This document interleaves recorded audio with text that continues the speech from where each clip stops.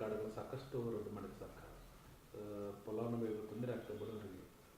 ಅಲ್ಲ ನೋಡ್ರಿ, ಅದಕ್ಕೆ ನಾ ಹೇಳೋದು, ಇವತ್ತು ಇಷ್ಟೊಂದು ಕಾರ್ಡ್ ಇದಾವಲ್ಲ, ಇವರು 5 ವರ್ಷ ಇನ್ನೊಮ್ಮೆ 5 ವರ್ಷ ಸರ್ಕಾರ ನಡೆಸ್ಯಾರ. ಈ ಮತ್ತು ಎರಡನೇ ಬಾರಿ ಈಗಾಗಲೇ ಒಂದೂವರೆ 2 ವರ್ಷ ಅದು ಸರ್ಕಾರ ನಡೆಸಾಗೈತಿ. ಇವರು ಬೋಗಸ್ BPL ಕಾರ್ಡ್ ಅದಾವ ಅಂತ ಇವತ್ತು ಜ್ಞಾನೋದಯ ಆತನು ಅಂತ ನನಗೆ ಅರ್ಥ ಆಗ್ತಾ ಇಲ್ಲ. ಸರ್ಕಾರ ನಡೆಸುವಂಥವ್ರು ಲಕ್ಷಾಂತರ ಮೊದಲಿಂದ ಇವತ್ತು ಕೋಟ್ಯಾಂತರ BPL ಕಾರ್ಡ್ ಅದಾವು ಅನ್ನು ಒಮ್ಮಾಗ ರದ್ದು ಮಾಡಕ್ಕೆ ಹೊಂಟಿರಿ ಅಂತಾರೆ. ಬಡವರು ಹೊಟ್ಟಿ ಮೇಲೆ ಇವತ್ತು ಹೊಡೆತ ಕೊಡುವಂಥ ಕೆಲಸ ಸಿದ್ದರಾಮಯ್ಯ ಸರ್ಕಾರದಿಂದ ಆಗ್ತದೆ.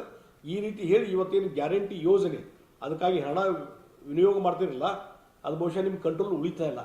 ಅದಕ್ಕಾಗಿ BPL ಕಾರ್ಡನ್ನು ಕಡಿಮೆ ಮಾಡಿಬಿಟ್ರೆ ಅಷ್ಟು ಅಕ್ಕಿ ಕೊಡೋದು ಕಡಿಮೆ ಆಕತಿ. ಈ ರೀತಿಯಾದಂಥ ಒಂದು ಬೇರೆ ಬೇರೆ ಕಾರಣಗಳ ಸಲುವಾಗಿ ಈ BPL ಕಾರ್ಡ್ ರದ್ದು ಮಾಡುವಂಥ ಪ್ರೊಸೆಸ್ ನಡೀತಾ ಇದೆ. ಇದು ಬಡವರಿಗೆ ತೊಂದರೆ ಕೊಡುವಂಥ ಒಂದು ಪ್ರೊಸೆಸ್ ಅಂತ ನಾ ಹೇಳ್ತೀನಿ.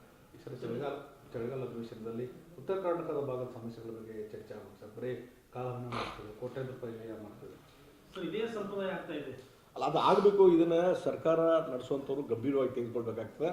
ಮತ್ತು 9ನೇ ತಾರೀಕಿಂದ 10 ದಿವಸ ಅಂತಾರೆ. ಅದ್ರಾಗ ಸ್ಯಾಟರ್ಡೆ ಸಂಡೇ ಹೋದರೆ ವರ್ಕಿಂಗ್ ಡೇ ಒಂದು 6 ದಿವಸ ಇರ್ಬೋದು ಅಷ್ಟೇ. 6 ದಿವಸ ವರ್ಕಿಂಗ್ ಡೇ.